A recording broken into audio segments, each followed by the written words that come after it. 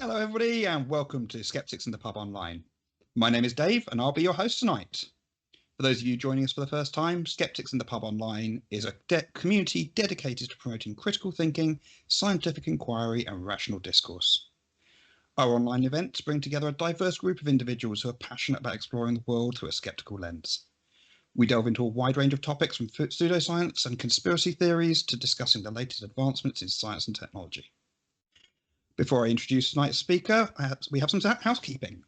So if you'd like to ask a question of tonight's speaker, then Slido is the place, and you can get to that by going to https://sitp.online/ask. And if you'd like to donate some money to keep the lights on around here, then you can do that at sitp.online/support. One more quick announcement before we start: the deadline for Skepticamp speaker applications at QED is very soon. If you've got an idea you're passionate about and want to share with our community, be sure to get your application in at sitp.online/skepticamp. QED is a fantastic event, and Skepticamp is a great opportunity for you to contribute.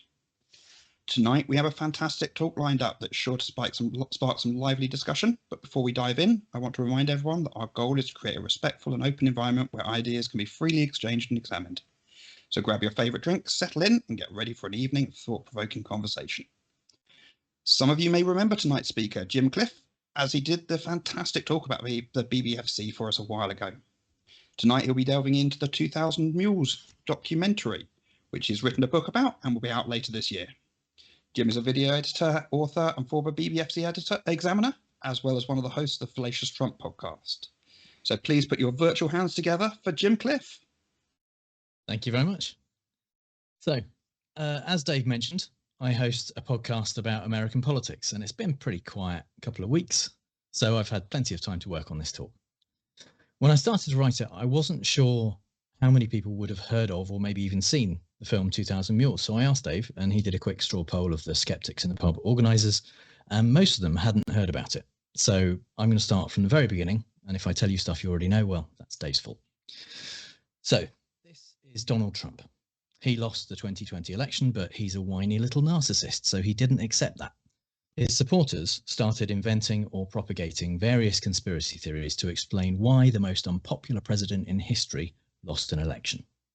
Enter this guy, Dinesh D'Souza, conservative filmmaker and convicted felon, who was pardoned by Trump. I want to make a couple of things clear. First, this isn't his real mugshot. The real one wasn't made public. Dinesh created this one when he reconstructed his arrest for a previous film of his as evidence of how much conservatives are persecuted merely for committing crimes like making illegal campaign contributions. Secondly, I'm not suggesting that his film about election fraud should be dismissed and or ridiculed because he's a convicted felon, or even because he has a track record of pushing debunked conspiracy theories in the past. It's totally possible that a conspiracy theorist who pled guilty to election-related crimes could make an accurate and truthful documentary about election fraud. But instead, Dinesh made 2000 Mules.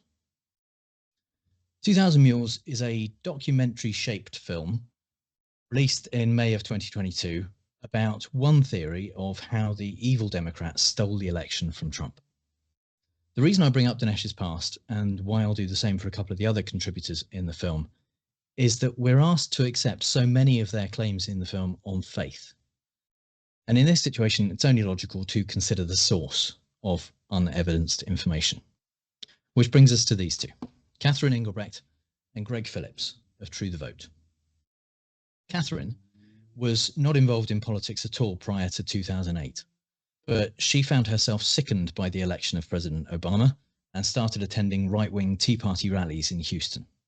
Within a few months, she'd started her own Tea Party-affiliated group, the King Street Patriots. Greg claims to have 40 years of international experience in election integrity. But apart from a couple of short-lived fundraising roles, his only politics-based jobs appear to be running the Departments of Health and Human Services in Mississippi and Texas. Each job lasted less than 2 years and ended with accusations of ethical and financial misconduct related to Greg awarding lucrative contracts to companies he was affiliated with. More relevant, though, is a claim that Greg made on Twitter immediately following the 2016 election. He wrote, "Completed analysis of database of 180 million voter registrations. number of non-citizen votes exceeds 3 million. 2 days later, he said they'd verified the 3 million non-citizen votes. Trump got very excited about this because obviously all of those voted for Hillary, so that meant that he won the popular vote as well as the election. Naturally, journalists were curious to find out more, but despite claiming on November 13th that his information was verified, he claimed he needed more time to check his data. When he appeared on CNN in January 2017, he told Chris Cuomo, "We're going to release all of this to the public. We're going to release our methodology and release the broad data and our conclusions, and we're going to release everything to the public as soon as we get done with the checks." More than 7 years later, we're still waiting. So that's who we're dealing with. 2000 Mules is packed with unsubstantiated allegations, most of which don't even support the general premise of the film, but instead gently challenge the idea that the 2020 election was secure. We're treated to a variety of mutually exclusive conspiracy theories using cherry-picked news clips, right-wing radio hosts like Dennis Prager and Charlie Kirk, and dubious sources like Project Veritas. We're told about other verified cases of voter fraud, all of which are small-scale operations which were quickly uncovered by authorities, and many of which were done by Republicans. And we hear claims about dark money donations from liberal billionaires, supposedly contingent on the massive use of mail-in voting. But this is only a 45-minute talk, and we're already almost 5 minutes in, so I'm just going to talk about the 28 minutes of this feature-length film, which could loosely be said to involve evidence. And that's the section with Greg and Catherine. As you might remember, the 2020 election took place during a pandemic. So to reduce the number of people gathering together in one place to vote, a lot of US cities installed these kind of secure mail-in drop boxes for people to drop off their postal votes rather than voting in person. In most places, voting by mail was already used by a lot of people, but the pandemic increased the use of these drop boxes enormously. As far as Greg and Catherine are concerned, these were key to their theory of how the Democrats stole the election from Donald Trump, and how they would prove it using cell phone data and video. The theory is based around what they call ballot trafficking, where individuals who they call mules put ballots, which presumably contain Biden votes, in different drop boxes all around the city. They get these ballots from left-wing non-profit organizations. It's not clear where the non-profits get the ballots, or whether the ballots themselves are actually illegal. There are some wild theories proposed later in the film about them being in the name of dead people or people who've moved away or voted in a different state, but no attempt is made at all to provide any kind of evidence for any of this. Given that they don't know where the ballots came from or who they were technically voting for, even if they could prove the claim that people were putting ballots into lots of different drop boxes, it's hard to see how that translates directly into illegal votes for Biden. But their argument is it's weird. And as is often the case with conspiracy theorists, that's enough.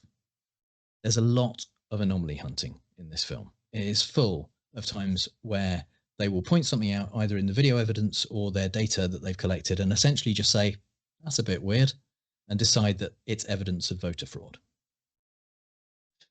Posting multiple ballots in a Dropbox isn't necessarily illegal. In lots of states, including the only one they have video for, you can post your family members' ballots, people you share a house with, people you provide care for, and in some states, there are even fewer restrictions. So just showing someone posting a handful of ballots isn't enough to prove anything. So to make it suspicious enough to suggest fraud, they make two main claims. One is that people are being paid to deliver lots of ballots, which would be illegal. The other is that they can show that these people went to lots of different drop boxes. And why would anyone need to do that, even if they were dropping off family members' ballots? That's a bit weird. The claim about people being paid is raised a few times, but no evidence is ever provided. While it's not mentioned in the film, True the Vote have claimed on their website, in interviews and in affidavits, that an informant who claimed to be a mule told them that he was paid $10 a ballot, which is huge. Somebody actually admits it. Apparently, he laid out all of the evidence of the scheme, all of the details, and verifies everything that they claim in the film. So, I mean, you have to admit that's pretty strong evidence. When True the Vote told Georgia's Secretary of State about him, they even gave his name, John Doe. Yeah, he only agreed to speak to True the Vote on condition of anonymity, and he'll only talk to them. In fact, when authorities subpoenaed Through the Vote to get his information, they said that they didn't have his identity, his address, or apparently any notes or videos of interviews that they'd done with him. But, you know, I'm sure he was real, right? We can probably just take their word for it. So, in the absence of showing that people were paid, the focus of the film is on proving that the Mules visited lots of drop boxes. And their first line of evidence is cell phone geolocation data. I do realise we call them mobile phones, but this is all happening in the US, and my book is mainly for a US audience, so I'm going to talk about cell phones and measure things in feet. I hope you forgive me. Greg explains in the film that your phone is constantly emitting and receiving signals, which includes location data. And that data is gathered by apps on your phone, whether it's Google Maps or Uber or a weather app.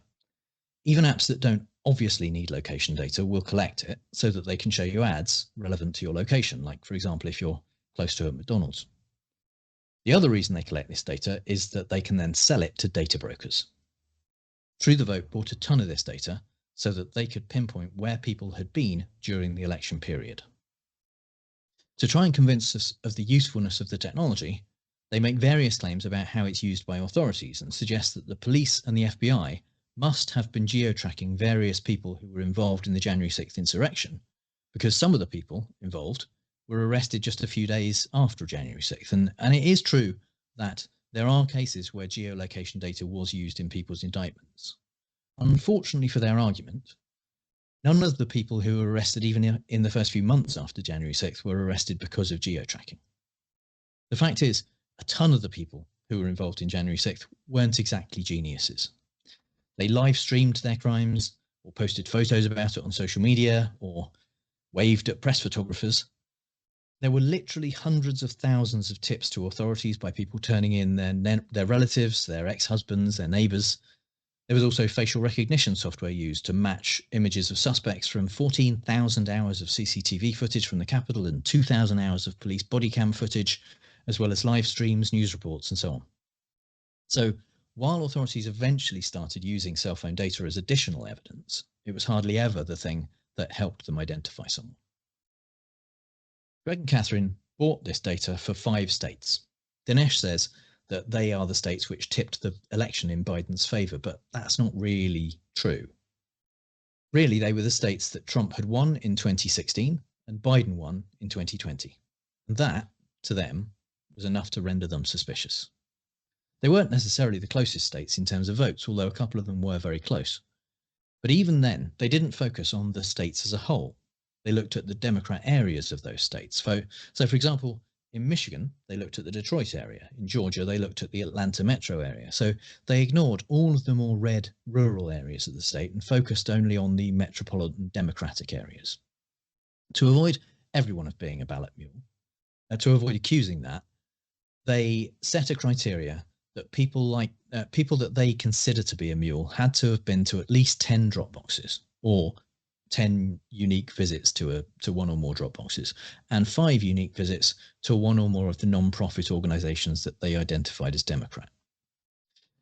It's never made clear how they chose these organizations because they only kind of randomly decided that they must be where people are picking up the ballots from. There's no other theories considered about why people might go there. And crucially, they never name the organizations in the film. One thing you might notice if you watch real documentaries or read real investigative journalism is that when journalists accuse people of crimes, they've done sufficient due diligence to be confident in the accuracy of their reporting. As a consequence, they're prepared to name the accused individuals, safe in the knowledge that if they were to be sued, they could demonstrate that their belief was reasonable based on the evidence they've gathered. Greg, Catherine, and Dinesh accuse multiple individuals and organizations of crimes in this film, but they don't name a single organization, and they will assiduously blur the faces of every individual and one dog in their video evidence. I can only assume that this is because they're not confident in the reliability of their evidence, which is smart because it's bad. Dinesh planned to release the book of 2000 Mules on August 30th, 2022. As a subscriber to his mailing list, I was lucky enough to be sent an advance copy as a PDF while the publisher was shipping hardbacks out to the stores. Then on release day, the book was withdrawn from sale suddenly, and Dinesh tweeted an explanation. He said, "There's an elaborate sausage-making process that goes into a book. Somehow, a significant error got missed by the publisher. It is now corrected, but my book 2000 Mules is pushed back to October. I hadn't actually got around to reading my copy yet, but this spurred me into action. So I didn't find any of the usual reasons a publisher might recall a book, like major spelling mistakes, duplicate pages, forgotten placeholder texts. I did find, however, that Dinesh had named 5 of the non-profit organisations. And sure enough, when the book was eventually released in October 2022, the names were nowhere to be seen. Anyway, using this geolocation method, True the Vote claimed to have found 242 people in Atlanta who fit their criteria of mules, as well as 100 in Milwaukee, 200 in Phoenix, 500 in Detroit, and over 1,100 in Philadelphia. By design, to make it easier for people to vote, drop boxes are placed in high traffic areas that people would have a reason to go to anyway. Depending on the state, that included community centres, libraries, busy street corners, college campuses, gyms, even apartment complexes. So you might wonder, how do you know that a person didn't just constantly pass by a drop box in their daily routine? Well, True the Vote thought of that, and they created a kind of control period by cleverly buying cell phone data from October 1st through to November 8th, 5 days after the election, so they could see the individual's normal patterns of life, and they could filter out anyone who still visited the Dropbox locations outside of the voting period. The trouble is that election experts Greg and Catherine don't understand elections. They chose October 1st as a start date for their data because in most of their states that they were looking at, the early voting period starts during October. This is a slide from a presentation they gave to Wisconsin politicians, and you can see that their study period was October 20th until November 3rd, election day. That's because October 20th was the first day of early voting in Wisconsin. But there's a difference between in-person early voting and the period people can return mail-in ballots. In-person early voting doesn't involve drop boxes or mail-in ballots at all. It's the same process as voting on election day. You go to a polling location, pick up a ballot, and fill it in there and then. The only difference is you can do it before election day. By contrast, you can return your mail-in ballot either in a mailbox or a drop box the same day you receive it. And in many states, mail-in ballots are sent out well before in-person early voting starts. In Arizona, mail-in ballots were sent out on October 7th, but in Georgia, Pennsylvania, Wisconsin, and Michigan, which together account for more than 1,800 of their 2,000 mules, Dropbox voting had already been underway for at least a week before they started gathering data. This means that for 4 of their states, the only non-voting period they have is the 5 days after the election, 2 of which were weekend days. It doesn't really feel like enough to build a pattern of life. Even if we were able to fully accept the pattern idea, though, there are some people whose daily lives just simply don't follow a set routine, such as Uber drivers, couriers, delivery drivers, temp workers, plumbers, first responders, journalists, even retired people. Then there are those whose routines might be affected by the election season, such as poll workers, elected officials, election workers who empty drop boxes, or volunteers who give out "I voted" stickers. Then there's anyone who was on vacation or off sick for those 5 days after the election, or lost their job, or got a new job, got married, had a kid, bought a puppy, bought a car, had an affair, changed the gym they go to, or any number of other reasons that people might change their routine. And because of that, they might be considered a mule by True the Vote. Catherine, however, insists that the addition of the non-profits somehow makes it clearer, as well as what she calls the ability to identify the pattern of approach to a Dropbox, and that it is going not past the Dropbox and on, but directly to a Dropbox. So my next question is, how precise is this data? Can they actually show that people went directly to a Dropbox? The data collected by different apps varies a bit, but for the most part, it's made up of cell site location information, GPS, Wi-Fi, and Bluetooth signals. Cell site location information, or CSLI, is the data gathered through triangulation between cell towers, or mobile phone masts, as they're usually called in the UK. In order for you to receive phone calls and text messages, your network has to know which towers are closest to you, so your phone sends out a signal to the nearest towers roughly every 8 minutes. It also sends the signal out when you turn on your phone, make a call, send a text, or use data. And data points are also collected every time you move into range of a new tower, or receive a call or a text. In rural areas, you might only be within range of one tower at a time, which means that your location can only be narrowed down to a few square miles. In urban locations, there are far more towers. So the fact that the tower coverage areas overlap means that you can be located far more precisely, although some signals might be blocked by tall buildings, and really it's still only good to within around 300 feet. In theory, some network providers can look at things like the angle at which the radio wave from your phone arrives at each cell tower, the strength of the signal, and even the difference in time that the signal arrives at different towers. By adding all this together, the absolute best case scenario is location within about 100 feet. We know that True the Vote data included CSLI data because they provided some of that to the Georgia Bureau of Investigation to try to get them to open an investigation into this voter fraud. App data, the kind that they bought, usually also includes GPS data.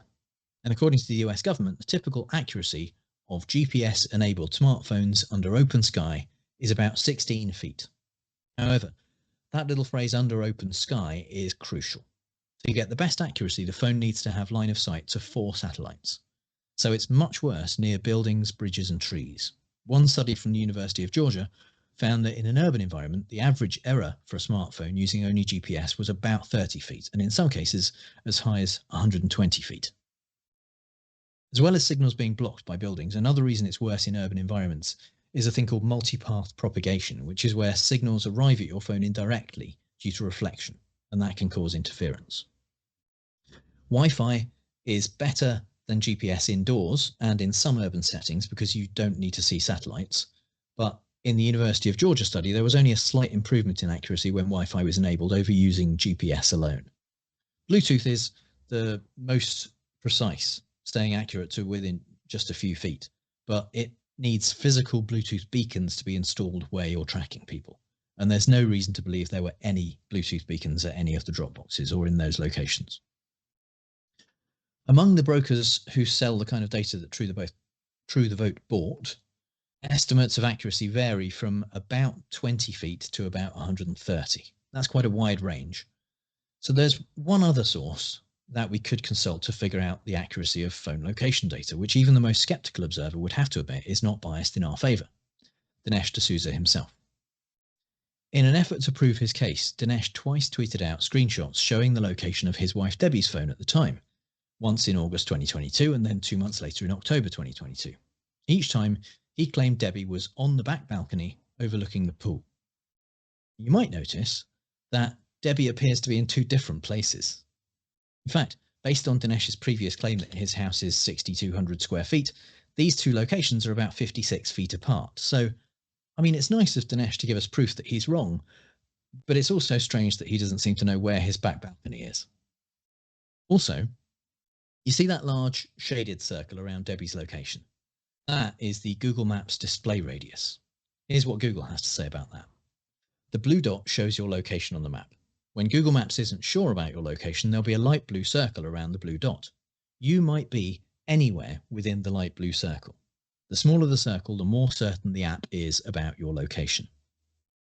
The radius of Debbie's circle at the smallest is around 120 feet, which gives an area of 45,000 square feet in which Google thinks she's located. That's more than 7 houses the size of Dinesh and Debbie's. But we can't even stop there because Google isn't even sure she's definitely in that circle. According to Google, they always aim to be 68% confident that a device is somewhere within the display radius. So that's a 68% confidence area. So around a third of the time, you're not even in that blue circle. Sadly, they don't show us any of the geo-tracking data in the film. The closest they get is this map, which Greg describes as a smoothed out pattern of life, which shows the route of one mule who visited 28 drop boxes and 5 organizations in one day. The orange dots are the drop boxes. There are 29 of those dots, by the way, so they can't even get that right. Also, when you overlay the locations of actual drop boxes on the map, They don't really match up. Only 10 are within half a mile of their orange dots. When asked about this, Greg told the Washington Post, "The movie graphics are not literal interpretations of our data."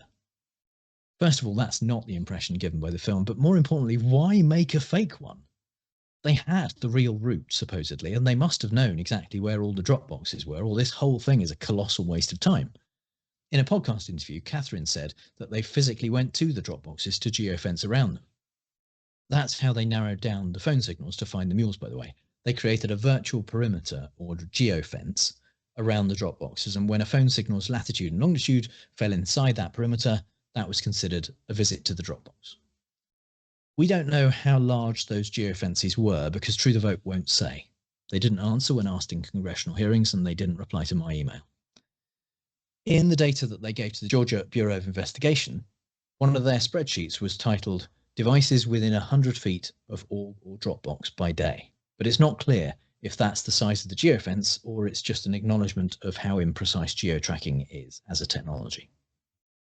Apple and Android tell app developers that the minimum practical geofence is about 100 meters or over 300 feet, which suggests that this method might not work for figuring out if someone used a Dropbox. But just for now, let's forget all of that. Let's give them all of the benefit of the doubt and assume that they can use geo-tracking to prove exactly where someone was to within just a couple of feet. If they've got the Dropbox locations wrong, like on that map, it's all useless, right? But they said that that pattern of life map isn't a literal interpretation of their data, so it's not fair to judge them on that. But in an affidavit in Georgia, they gave the coordinates of 26 Dropboxes. The locations are obviously going to be right because Catherine said they physically went there and measured, but just to be sure, I thought I'd check. First, I found pictures of the actual Dropboxes during election season by searching news reports, Street View, Google Earth, stock photo sites, and social media. This one's outside the Wolf Creek Library in Fulton County. Then I turned those pictures into coordinates using Google Earth and compared my coordinates to True the Vote's. I started, of course, at the top of the list with the Dropbox at Cobb County Fire Station number 13. The black circle there is True the Vote's coordinates. They got the right building, but it's a big building, and the actual Dropbox was outside. It's that red map pin on the right. That's 82 feet away, which isn't great, but at least it's within their own 100-foot margin of error. I'm not sure that's what they meant by that, though. At this point, I figured that probably this pattern would continue, that they would have correctly located the building, but gone no further in making any effort to identify the actual location of the box. However, the next on the list, West Cobb Regional Library, was not quite as close. The Dropbox itself was, not surprisingly, outside the main entrance of the library, but the True the Vote coordinates pointed to a residential area almost a mile and a half away. In the end, out of 26 boxes, their average error was almost a quarter of a mile, with 3 about a mile or more out. The only other data we have from them is this map from their website, which shows the full times and coordinates of a journey taken by one device in Arizona on the afternoon of Friday, October 23rd. There's one visit on the Wednesday to the county elections office, and then on Friday afternoon, this person visited 6 city halls and 1 library. The coordinates are all pretty accurate in that they point to the car parks of all of those buildings. The only trouble is that in Arizona, a lot of the drop boxes at government buildings are inside. So I couldn't find pictures of them all kind of specifically geolocate their locations. The issue for True the Vote is that 3 of the 7 drop boxes this person supposedly visited were closed that day, and in fact every Friday during the election period. So with some of the only data they've made public, they've conclusively proved that Dinesh's assertion that there's no other reason to visit multiple Dropbox locations other than to stuff them with ballots is wrong. There must have been another reason. I'm guessing, this is purely speculation on my part, that this was probably a delivery driver who supplies Maricopa County government buildings with toilet paper or bottled water or refills their vending machines or something. So the geolocation data is a bust. But what about video evidence? Greg tells Dinesh that they have 4 million minutes of surveillance video from around the country. This is official CCTV footage recorded by the state governments, which True the Vote got through Freedom of Information style requests. That's over 7.5 years of video. So that's a lot of video. If there's anything dodgy going on, they'll definitely have found incontrovertible evidence. And since they went to the trouble of making a whole documentary about it, there must be some pretty juicy stuff coming up. They certainly wouldn't waste everyone's time by showing you completely normal voting going on and then actively lie about what you're watching while you're watching it. That would be crazy. While they claim to have video from multiple states, and I know from correspondence on their website that they have video from at least 30 drop boxes in Georgia, we only get to see footage from 12 boxes in one county in Georgia and a single box in another. This is Dogwood Library in Fulton County, and their code name for this guy is Multiples, even though he only has 2 ballots at most. But when he's trying to fit them in through the slot, he drops one. They find this both hilarious and suspicious, and claim that they have loads of videos of people trying to stuff so many ballots in that they drop some. They don't actually show us any of the others, but I'm sure they're telling the truth. They find the fact that he's voting in the middle of the night suspicious, because presumably none of them have ever worked a job with unsociable hours. And they claim that they have him in a number of different locations at a number of different times. Do we get to see him at other locations? No. In fact, we don't see anyone at more than one Dropbox. It feels like we should, right? I mean, if it's central to their claim that people went to lots of different Dropboxes and they have more than 7 years worth of video, they must have one example. When asked about this, they claim that some states didn't provide them with video, and in some places the video was poor quality or not really pointed at the Dropboxes well, so it was impossible to identify people. The thing is, this guy is supposedly the one who visited 28 Dropboxes and 5 organizations in one day, and 7 of those 28 Dropboxes are ones that they show video footage from in the film, so we know they have it. It should be trivial for them to prove this. Supposedly, they tracked this guy's phone, so they know exactly when he showed up at each Dropbox. So it should be pretty quick to find him on the videos. But no. We never see this guy. We never see anyone twice. They never try to demonstrate any actual link between their geodata and the videos, and although they claim that each mule dropped off an average of 5 ballots at each box, we never see anyone post more than 6, and most of the videos only show 1 or 2. They're not showing these videos as examples of stuffing an implausible number of ballots into Dropboxes because they simply don't have video of people doing that. So instead, they focus on anomalies. In this case, it was dropping one on the ground and voting late at night. Before moving on to the next video, we get a lovely bit of B-roll of Greg looking over the shoulder of one of his analysts at this screen. The little insert is a video of one of the Atlanta Dropboxes, but the map isn't Atlanta. Atlanta doesn't have a river running through it like that city does.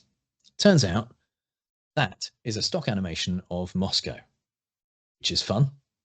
They could have used a map of Atlanta. We know they have one because they used it in the opening credits, but who cares about accuracy in a documentary? Anyway, on to the next video. This is Glove Lady, who provided a couple of anomalies that they could latch onto. After posting her single ballot, this woman took her blue surgical gloves off and popped them in the bin behind her before going back to her car. I know that doesn't sound suspicious, but what you don't realize is when she was walking to the Dropbox, she didn't look at the bin. So how did she know it was there? The only possible explanation is that she's been there before and is therefore committing a felony. For some reason, they don't consider the existence of peripheral vision or the fact that after she posts her ballot, she stands facing the bin for several seconds while taking her gloves off. More importantly, though, why was she wearing gloves in the first place? You might think it could have something to do with the global pandemic, but you're not thinking like a conspiracy theorist. They don't even mention COVID as a possible explanation because they've got a far more sinister theory.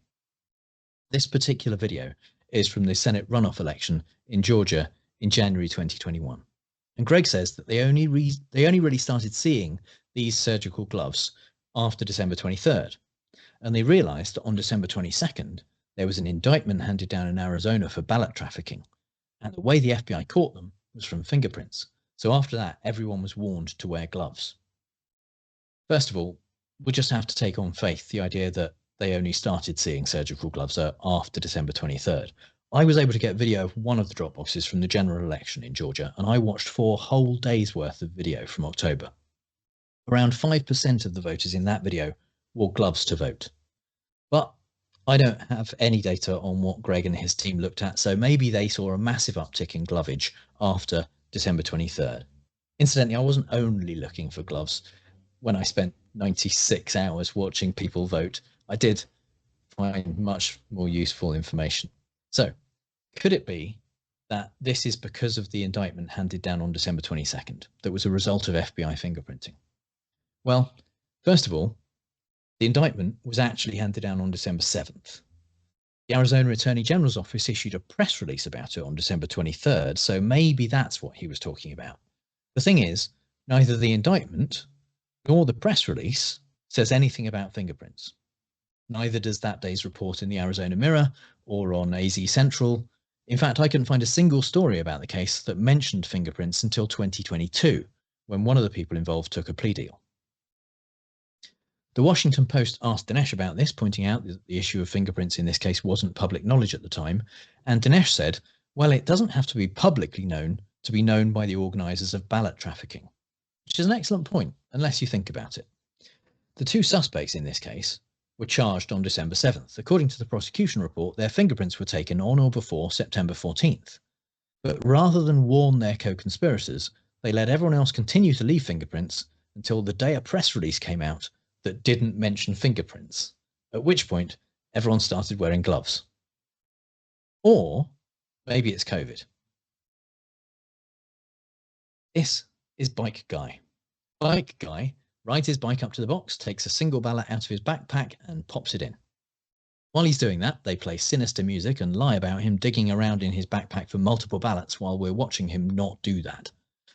Then he gets off his bike, leans it up against the drop box and takes a photo.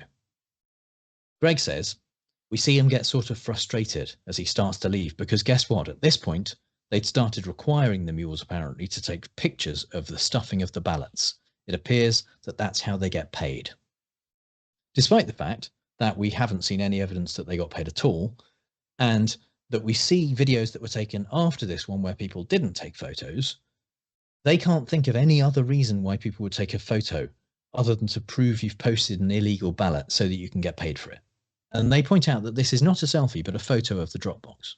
Not one of them is aware of the existence of social media, apparently, where people routinely post evidence that they voted in part in order to encourage other people to do the same. Here's a few examples of photos people took as they posted their ballots in 2020. In the 4 days worth of video I watched of people voting, 154 of them took photos. That's a little more than 5% of all the voters. Of those, 65 were selfies, 54 were of ballots going in, like these ones, and 35 were just of the box itself, like the Bike Guy photo. All of those were before the Bike Guy video, when they'd started apparently requiring photos. Apart from the fact that this is just yet another claim with no evidence to back it up, it doesn't make any sense. A photo of the drop box doesn't prove you put any ballots in the box. Even a photo of the ballots going in like these doesn't prove that they actually went in. An unscrupulous mule could take a photo like this and then avoid committing a felony by not actually putting the ballots in and still get paid. Apart from not working, it's not necessary. Records on whether someone has voted are public in the US. The people running this scheme could check whether the ballots assigned to that mule had been posted simply by checking a website. That would be more reliable, and you might think that people running a multi-state conspiracy involving thousands of people committing federal crimes on their instructions would be quite keen to minimize the amount of photographic evidence of their crimes. This is Dog Guy. And yes, they have blurred the dog. Presumably it was a very recognizable dog, and Dinesh didn't want to be sued. This person also takes a photo with his phone as he posts a single ballot. And this time, what they're suspicious about is the fact that it's happening in broad daylight. Before, voting at night was somehow suspicious of somehow evidence of malicious intent. But they marvel at how brazen this person is, doing it right there in the open, in front of people who are queuing up to vote in person inside the library. There is nothing odd about what this person is doing at all. They are just voting. I can't emphasize enough how weird it is that this is one of the 4 videos they chose to focus on and spend time on in an effort to prove election fraud is happening. In the absence of anything else to talk about, Catherine decides to tell us what's going on inside the minds of the people in the queue.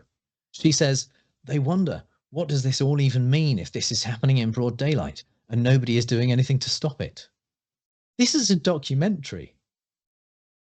Incidentally, just like in 2016, True the Vote promised that they would release all the geo-tracking and all of the video footage to the public so everyone could see the proof for themselves. Just like in 2016, they did not do that. This is Mark Andrews.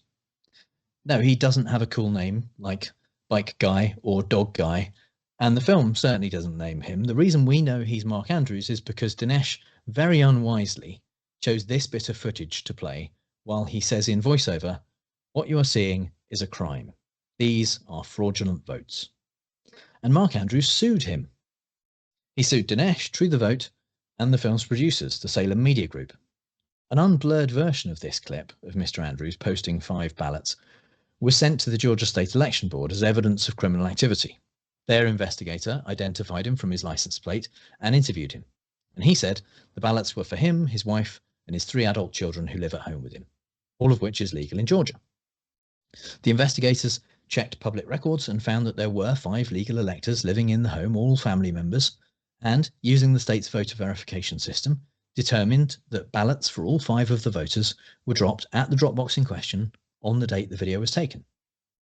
So, if he was a mule who visited multiple drop boxes and dropped off hundreds of ballots, how incredibly lucky that the only time he was apparently caught on video was on the same exact day that he and his family's ballots were all put into this exact drop box. What are the chances? The investigation against him was dismissed just a few days before the premiere of 2000 Mules. At the end of May this year, the film's producers, the Salem Media Group, paid Mark Andrews a significant settlement, made a public apology, and removed both the film and Dinesh's book, which they published, from their platforms. But the film is still available because while Salem backed down, Dinesh and True the Vote refused to settle and are continuing to fight the lawsuit. You can still stream it on Dinesh's Locals channel or on Rumble, and election deniers still point to it as definitive proof of fraud because they refuse to check a single claim it makes in case their beliefs are shaken. And when Trump loses to Kamala Harris in November, these same claims will be repeated. And Trump and some of his most fervent followers will remain convinced that this film holds the key to why he lost. So, if you see someone online telling liberals to watch 2000 Mules if they want to know the truth, point them towards my book. They won't read it, but maybe other people who see the exchange might find out that the whole thing's a bit more complicated than it seems. Thanks very much. We are now going to take a 15-minute break. You can take that as an opportunity to join our Discord channel. If you go to sitp.online/contact, you'll find the link how to find our Discord channel. We're also on Facebook, YouTube, etc. Have a look at that while we have a break, and we'll be back in about 15 minutes. Catch you in a bit. Welcome back, everybody. I hope you had a good chance to refill your drinks. One little bit of housekeeping is that we are still running a QED attendance fund. If you want more details on that, it's on the sitp.online website. It's to allow people who can't afford to go to QED a chance to go. If you are that person who needs some funding to go to QED, apply on the website, or if you've got a bit of extra money that you can donate, that would be very much appreciated. Moving on from that, we will now get into the Q&A for Jim. So we will start with the standard question that has been nicely reworded for this one of, are there any pets that need unblurring? Sadly not. No, I don't have any pets. Sadly not, but that does move us nicely into the question about the blurred dog. The blurred out dog looked really shifty. What did it have to hide? Not a good boy? No, it was up to some shenanigans, I'm sure. Yeah, no, Dinesh was asked about the dog, and he said that it was the insurance company lawyers who insisted. He was asked about the dog, and then he said that they insisted about blurring faces, and kind of just glazed over the fact that he also blurred the dog. But maybe it was just a very specifically recognizable dog. I suppose the thing is, you can only post ballots in the county that you live in. So the number of people who voted in that county does reduce the number, and then when you know that that it's one of those people who has a particular breed of dog, it does make them more identifiable, I guess. So yeah, I suppose also if you see them regularly walking around in a pair of grey trousers and a dog that looks like that, might put two and two together and go, actually, that's him, and that's identifiable information. Moving on to a question from an anonymous. I hear that many right-wing outlets weren't impressed by this documentary. Either is Dinesh still prominent in these circles, or has he been pushed aside? He is pretty prominent still, but Fox News famously had a little bit of issue with Dominion voting systems, where they ended up having to pay quite an enormous amount of money. And after they got sued, basically they were quite careful. Or no, that's not fair. They weren't careful. They became more cautious about exactly what words they would use and making specific allegations. And this film makes specific allegations. And so, yeah, I think they were wary about pushing it, and people like Ben Shapiro kind of came out and said, yeah, it doesn't really prove anything. So there was a lot of people who showed a lot of support. Weirdly, some of them happened to be bankrolled by Salem Media, people like Charlie Kirk, for example, who they syndicate his radio show. So yeah, people who had some extra financial stake seemed very confident about it and keen on pushing it. Because you didn't particularly mention this in your talk. The last third of the film, it's actually probably more of that, is basically just four men standing around commenting on video, or sort of four people standing around commenting on video. It's very weird, yeah. Dinesh was required by Salem to use some of their other hosts in his film as a kind of contractual thing. So there's Dennis Prager, there's Charlie Kirk, there's Sebastian Gorka, and Eric Metaxas, and one other whose name I forget for the moment. But I have never seen a documentary where part of the documentary people are commenting on the other part of the documentary, and that's just because they show us the video clips and talk about them, and then they show those guys the video clips, and they basically say the same stuff. It really feels like it's kind of trying to pad desperately out to feature length. But also a lot more controversial comments made by those hosts, as opposed to Dinesh saying them himself. It's more, let's let these people say some of the more that's a crime type comments. Yeah. And there's some really lackluster attempt to pretend that they're independent. Like Dennis Prager acts like he's not sure that the election was stolen until they show him the evidence, and then he's completely convinced. So, yeah. On the topic of sort of liability, can the Awesome asks, can the organisations, individuals named in the original unpublished version of the book still sue since they were named? I mean, it was given out to a number of people. So theoretically, I guess they could, but probably that would draw more attention to it that they don't want to. In fact, the NPR did contact a couple of them because they managed to get an early copy of the book. And the ones that were prepared to be named said, we don't want to give this any more oxygen, essentially. And we're glad that they've decided not to include our book in our name in the book. And I've identified actually probably 15 or so of the organizations through various means. I won't be naming them in the book. I've contacted a few and they've said that they don't want to comment.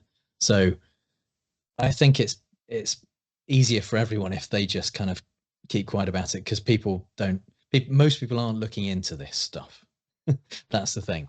They're watching the film, taking it on face value, believing it, and telling liberals that they're blind if they don't think this is evidence of voter fraud. So moving on to a question from Igor. Do you expect them to be as crazy about the upcoming election as they were about the previous one? Will they try the same BS, or will they try to have to change their tune? I think they will definitely try this again. I think they consider this proof that the 2020 election was stolen, and that Democrats are definitely going to do it again. And they are using it. In fact, in places like Wisconsin, they tried to get the drop boxes made illegal, essentially, partly on the basis of the evidence in the film. So they're using it in various locations, especially where there's Republican secretaries of state or state officials who they can take this to and say, look at what Democrats do. We have to make it harder for people to vote. Nick G asks, did you see anything funny in your days of video watching? There's got to have been something in there. There's got to have been somebody tripping over, or it's just something small. I don't think I did. I saw. It was weirdly life affirming, actually, because first of all, I saw a lot of people being really pumped up about the fact they'd voted. They were like, yeah, after they'd put their ballots in. I did see one argument that obviously there's no audio on it, so I couldn't figure out what it was about. But these two people, one just voted and one was pulling up to vote, and they had a shouting match that went on for a few minutes. I was kind of curious about that. There was an unhoused person who came and sat by the Dropbox for a while, and a surprising number of people who they talked to kind of voted and then went to their car and came back and gave them some money, and that was nice to see. But yeah, it was at times very boring and at times quite interesting to see the joy that people were experiencing, having actually kind of taken part in the process. Having voted in the UK, it's quite a nice environment. It's, you were there with a similar group of people who all want to have their say on current politics. You may not agree with each other on your politics, but that doesn't tend to be the topic. It tends to be, we voted. Yay. Yeah. Yay, democracy. Anonymous asks, did they organise the pandemic to make the mail-in voting fraud possible? Well, I think Marsh organised the pandemic, didn't he? So I think you'd have to ask him. No, that is an argument that they will make. I mean, as you probably know, the right has a number of competing and mutually exclusive conspiracy theories that people somehow simultaneously believe. And yeah, the suggestion that if they didn't create it, then they used it as an excuse to create the circumstances to enable this to happen by massively increasing mail-in voting. I think we know that most conspiracy theories breed another conspiracy theory, or at least people who believe in one have a tendency to believe in at least another one. We have a number of questions that have come in specifically about Dinesh himself. So we'll go into a little bit of that. So first of all, Nick G asks, does Dinesh know about you or your work? Have you ever spoken to him? I haven't, no. I have emailed Dinesh and True the Vote with various things that I wanted to clarify, but never had any reply. Yeah, I kind of, in a way, hope he doesn't know about me yet, because I mean, although I'm being really careful about the stuff that I'm saying, people can theoretically sue you to kind of try and shut you up. So I'd rather that didn't happen, because I'm not rich. Yeah, it'd be nice, I guess, if this does reach him, that he knows that someone has actually done something about it and tried to refute some of the arguments. Has your publisher heard anything in terms of threats or, do not release this? Nope. I'm self-published, but it's going. I have talked to a lawyer about it to kind of get the best method to make sure that the risk is minimized at least. So. Next question is from Anonymous, again, still about Dinesh. What's your favourite Dinesh lie? I'm assuming you've watched more than just this documentary. Yeah.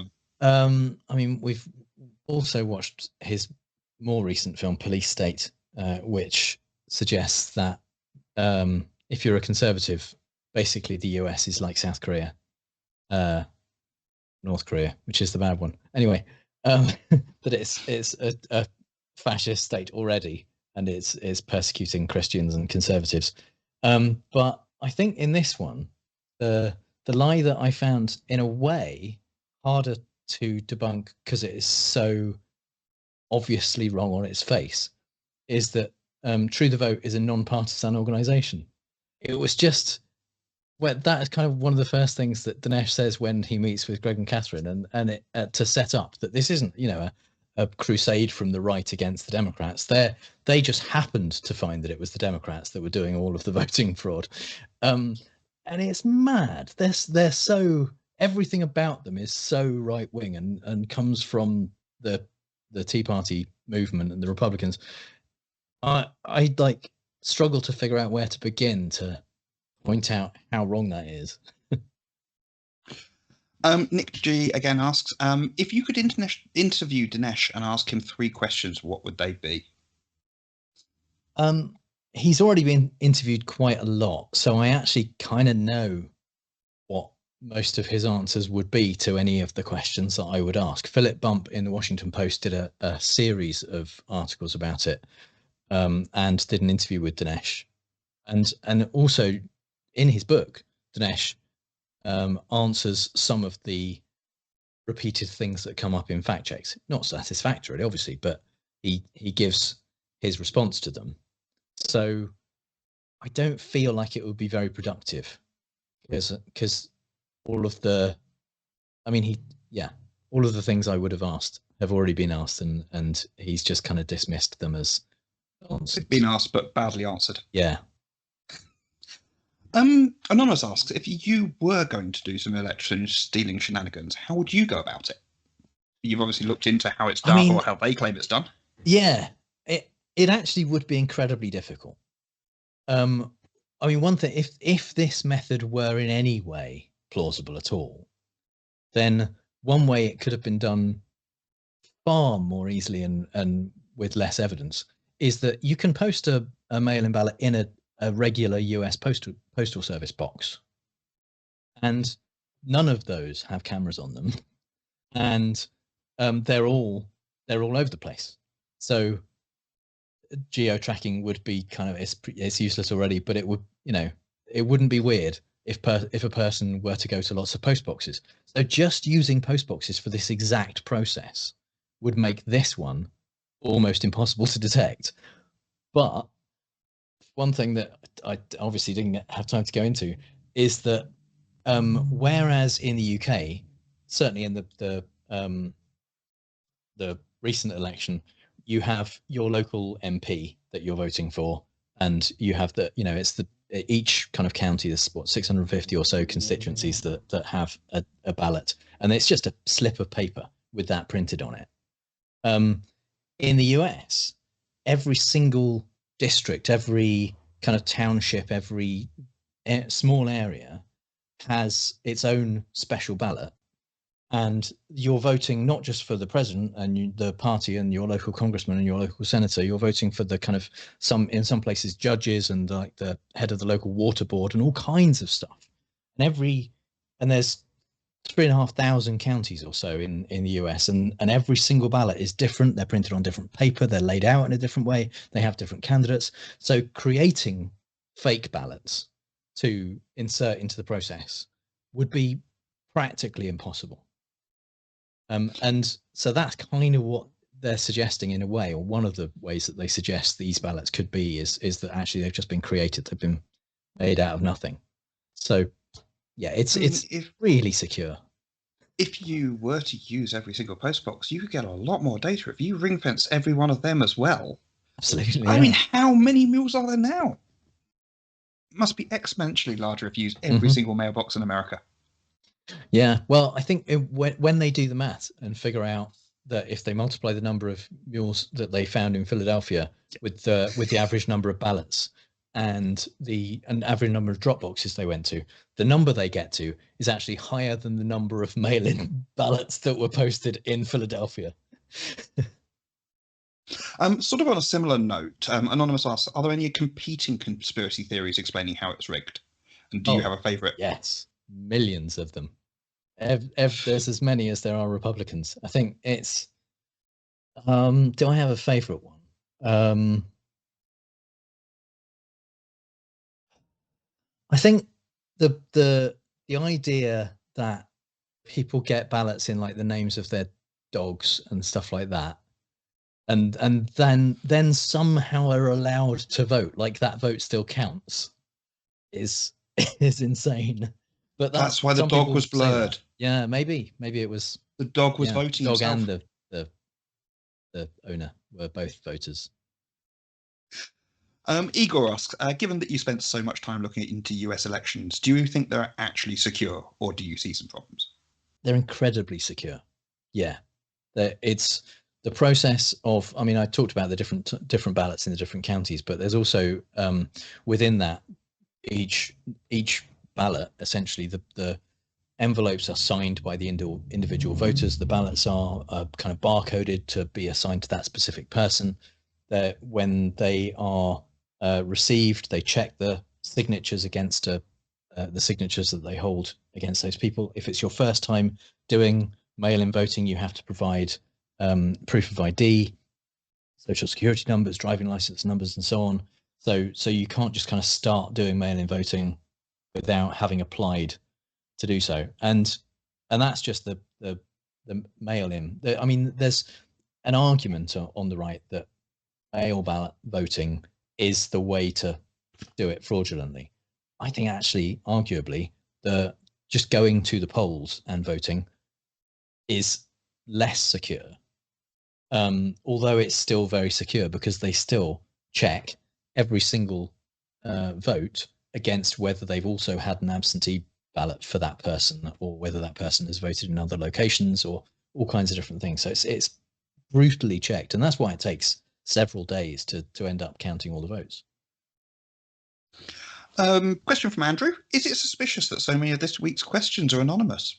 Is this evidence of question stuffing by Mules? Yeah, it might just be one person doing questions all over the place. I mean, we've already got Igor doing that, but this is another one on top of the Igor questions. Anonymous asks, how big a thing was this film in the US? Are many people in the US using this film as evidence for their belief in the stolen election myth? Yeah, sadly, it was pretty big. It was the most successful political documentary in over a decade. And it made, I think, $1.5 million in the first few days, $10 million within a few weeks. And yeah, it did very well. And it probably is still a niche. It's not mainstream as such, although I think probably a lot of Americans who pay attention to politics will have heard about it. It was brought up in the January 6th hearings. It's mentioned in congressional hearings in lots of different states, and it is. I mean, part of the reason I wanted to address it is it is one of the main things that a lot of different people will point to as evidence. You know, all of the different conspiracy theories. No one has gone to the trouble of pretending enough that they're real to make something of them. And Dinesh, for all his faults, went to quite a lot of effort to pretend this is real, and that has resonated with people. Yeah. I mean, I was talking to a friend about this the other day, and the fact that it's an hour and a half film, there is about 20 minutes of information in there at a push. It is very much, they've just padded it out to make it seem more than it is. Andrew asks, what do you anticipate Trump doing this year if he doesn't get his way in this election? And is that scarier than what he'll do if he does get in? I don't think it's as scary as what he'll do if he gets in, because that's really scary. If you haven't heard about Project 2025, look that up. But yeah, if he doesn't, I wouldn't be at all surprised to see another kind of January 6th type event, and fueled by this kind of argument.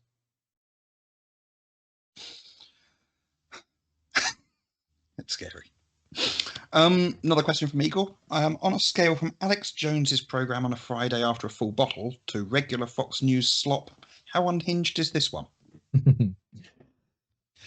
Unhinged is an interesting word, because it's reasonably hinged in terms of how soberly people talk about the stuff.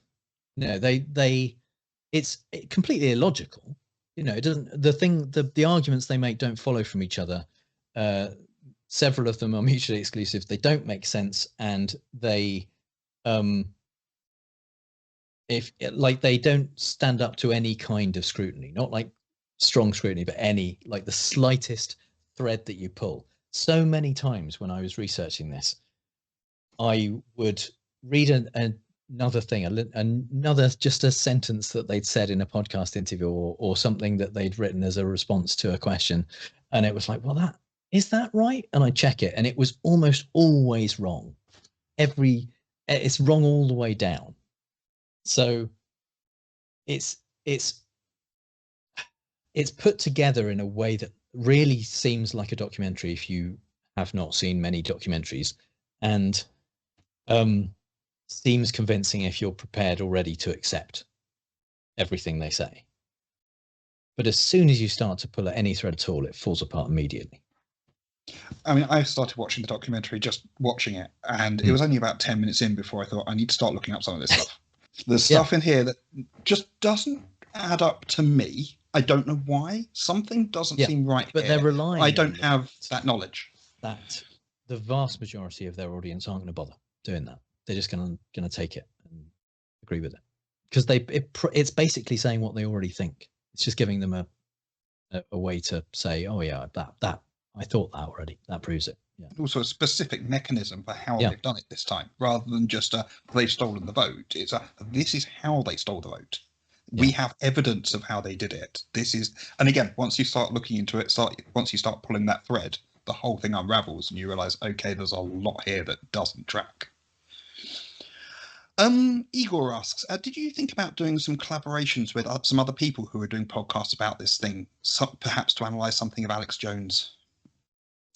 I mean, the Alex Jones thing suggests a knowledge fight, and I did talk to Jordan at last year's QED, not specifically about this, but kind of try and see if we could collaborate. We haven't got anything going yet about that, but yeah, I mean, there's a few internet researchers who've done a lot of great work on this. Apart from people like Philip Bump at the Post, there's people on Twitter who kind of dedicate themselves quite a lot to putting out information that debunks some of this stuff, but also directly responding to people who are pushing this and saying this is real, and they'll go, actually, that thing you just said is not real, and here's why, and here's some evidence about it. And there's 2 or 3 of those that are pretty dedicated to that, and I've spoken to them and shared some information and back and forth. In fact, one of them was who helped me get hold of some like the video of one of the drop boxes. Nick has very kindly given us some sorbet to cleanse the palate a little bit here. What's your favourite logical fallacy? I mean, there's probably no true Scotsman. No, I think every episode that we do, I get really into that one for a little while, and I start seeing it places for weeks after we've talked about it.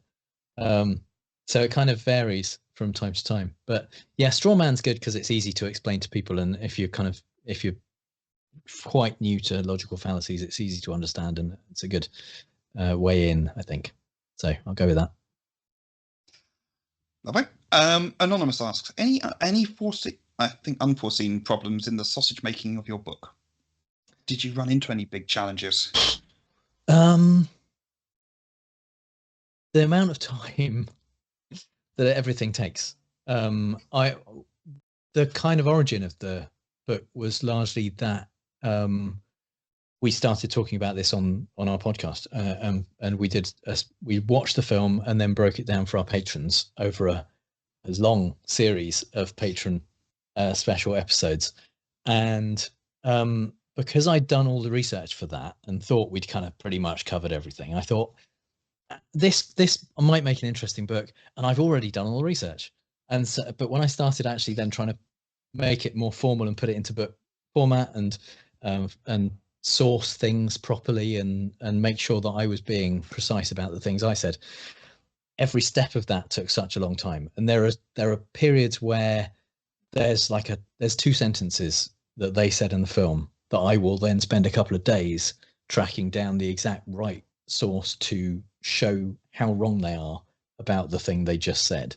And when it's a 90-minute film and every couple of sentences takes that long, it snowballs. And Anonymous again asks, what type of groundwork do you think conspiracy theorists are doing right now to prove that the next election has been rigged already. Well, will have been rigged too. Yeah, I mean, the part of the work that Trump did in before the 2020 election, where he was saying that it was going to be rigged and that if he lost, that he could only lose if they stole it from him, and with the mail-in voting specifically as a method, was part of what led to this. So the fact that Trump discouraged so many Republicans from using mail-in drop boxes, especially during a pandemic, meant that a large proportion of the mail-in votes, which often got counted later, ended up being Democrat votes, and that meant that there's suspicion when the voting seems to be going towards Trump, and then when those mail votes come in, the overnight mail votes. Yeah, exactly. There's a big switch towards Democrats. So that's talked about in the film. It doesn't obviously support this theory at all, but if the work that he did kind of put in beforehand, the groundwork that he was doing, led to things that they could claim afterwards as suspicious, and suspicion is all they need, because it's weirdly powerful, them being able to just say this is weird. So therefore, this asks questions. There's just questions to be asked about this. So yeah, I think Trump will probably do the same thing again. He'll be saying, they haven't fixed the election integrity that we saw that there were problems with in 2020, and if I'm definitely going to win, but if I lose, it's because it was stolen from me, and all of that kind of stuff. So we are getting towards the end of the questions. Anonymous again asks, I found the Tea Party at the centre of troll promotion by probably English or Russian speakers. Was Twitter word of mouth a part of marketing the film? I think to a certain extent, yes. I think it was, there is this ecosystem around the kind of the Salem Media Group particularly, and they have a network of radio shows and TV shows and internet shows, with those hosts and others who all then interviewed each other about it, and interviewed Dinesh and had him on for a few weeks before. And Trump had a premiere at Mar-a-Lago of the film in the beginning of May, where they kind of invited lots of people along to talk about it, and right-wing journalists and that kind of stuff. So that was where most of the pre-release marketing came from. Once it was out there, there were a lot of right-wing voices online talking about it and saying how it's absolute proof, and if you don't believe it, you're brainwashed. And so that spreads it among anyone who listens to them. This one I think you're going to want to be fairly careful with, but in your opinion, what proportion of this does Dinesh actually believe, and what is pure grifting? In my opinion, thank you. There are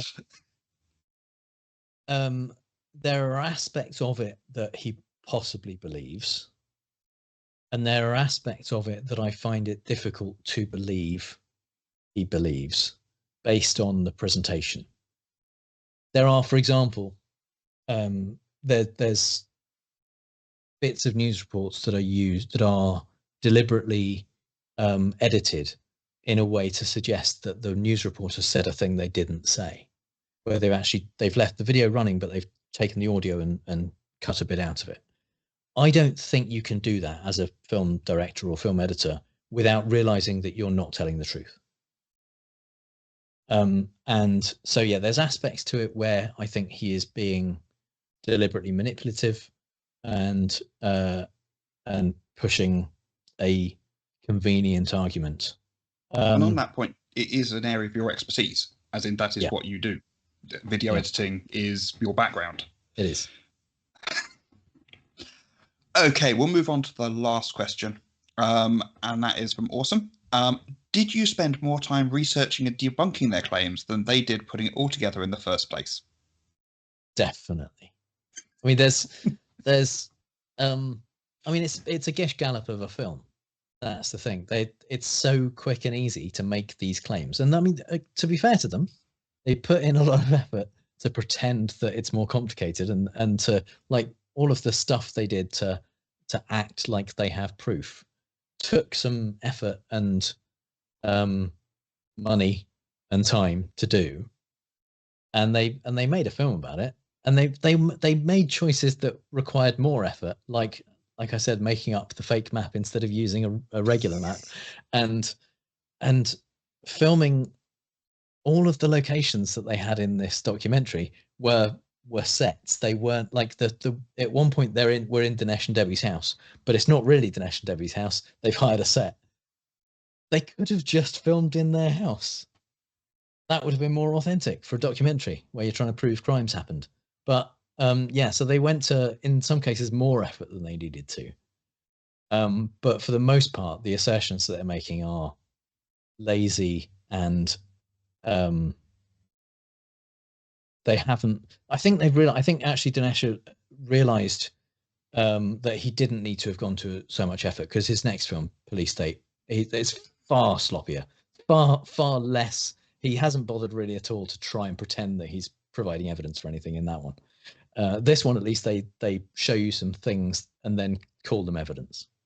We were talking during the break. That data that they got was not cheap. That is not the kind of stuff you just randomly pick up off a website and go, yeah, it's all good. They paid for that stuff. I would say, I think Catherine Engelbrecht does believe this stuff, at least a lot of it, and she's the driving force of True the Vote. Greg, I'm more skeptical about, and Dinesh, I think, saw it as a potential money-making exercise, in my opinion. But yeah, Catherine, I think, is a true believer. So there's a mixture. So I would like to say thank you very much to Jim. Fantastic talk. We will be opening up our lock-ins razor once this talk is finished. So if you want to come and join us in the pub, come and join us and have a drink and have a chat about what we've seen tonight. We will have a talk next month. At the moment, we haven't announced it yet, so keep your eyes peeled on our website to see what's going on. Also, Discord is a great place to find out what's going on as well. But on that point, I'd like to say thank you very much, Jim. Thank you very much to our audience, and good night, everybody.